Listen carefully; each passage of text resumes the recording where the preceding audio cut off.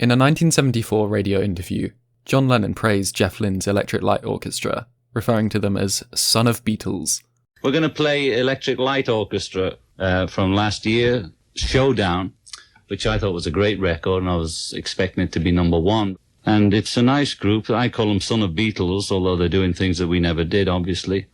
But I remember the statement they made when they first formed was to carry on from where the Beatles left off with Walrus, and they certainly did.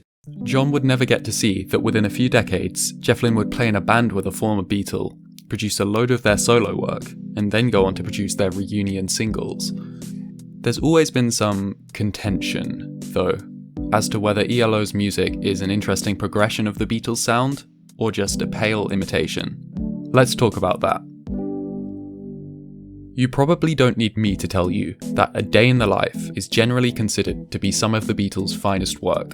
I think this song in particular influenced a lot of ELO's work, so I wanted to talk about this to hopefully provide some insight into the debate. The middle eight of A Day in the Life immediately brings to mind one of ELO's biggest hits.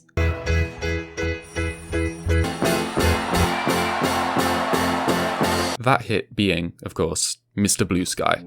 There's clearly some heavy inspiration here, even down to the use of sound effects. It seems pretty clear that Mr. Blue Sky is making a deliberate reference to A Day in the Life here, and not just trying to rip it off. It goes without saying that ELO takes the idea and makes it their own, too. Whereas A Day in the Life has this tonal dichotomy running through it, Mr. Blue Sky goes all in on the energy and positivity.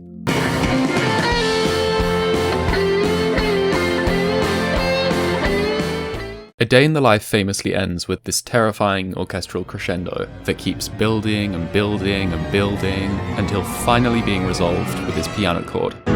ELO's Turn to Stone begins to climax in the very same way, until it doesn't, and fades out. It's a bit more difficult to argue that there's direct inspiration here. ELO are, after all, far from strangers to avant-garde orchestral arrangements. Interestingly though, this section is almost downplayed in live performances of Turn to Stone. Admittedly, probably because there's usually not a full orchestra on stage. If nothing else, it's an interesting link between these two songs. The third and final song that I wanted to talk about is the most interesting to me. ELO's The Diary of Horace Wimp borrows lyrically from A Day in the Life. Looking up, I noticed I was late. Found a bus and circles fly.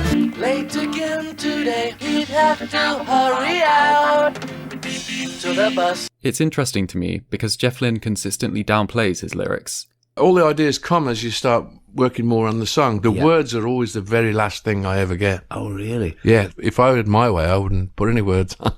I'm sometimes be lucky and just the first little phrase I shout out will be, that's a good title. So I got something, but that's never usually the case. It's right. It don't happen very often. That I have to really sit down and chain myself to the chair and sit at the desk and actually get some words before I can leave. There's definitely some musical similarity in the openings too, notwithstanding this great vocoded scatting, which is obviously not present in A Day in the Life. Tuesday. I mentioned the similar use of sound effects in Mr. Blue Sky before, which is something that Horace Wimp also features. There are church bells, door knocks, Just knock on the door. and these vocal snippets. Tuesday, Thursday, Sunday. Going back to the lyrics, this is a narrative song, which is unusual for Jeff Lynne, but it is very evocative of the Beatles. The name Horace Wimp almost sounds like a Beatles invention. It kind of brings to mind Bungalow Bill or Maxwell Edison. The album Discovery, which Horace Wimp comes from, released in 1979, 5 years after John Lennon praised ELO and their song Showdown. The band were in a very different musical place in '79. The whole of Discovery has a distinctive disco sound, which you definitely won't find in their earlier work. Still, I think Horace Wimp is a creative success, and is some of the best work to come of Jeff's mission to pick up where the Beatles left off. Being in the shadow of the Beatles is never going to be an easy feat. It was quite bold of ELO to invite that comparison in the first place. On the whole though, I think Jeff and the band accomplished their goal. Yes, some of their work is particularly Beatles derivative, but most of the time, I think Jeff Lynne manages to put a really creative spin on his inspiration. To label him as a copycat is, at least in my opinion, a big disservice to his talents as a songwriter and a producer. Of course I'm biased, because I like his songs so much, but for what it's worth, the Beatles seem to think he's alright.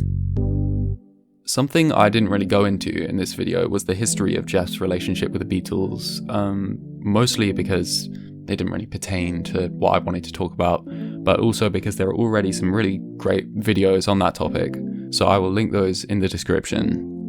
Thank you very much for watching.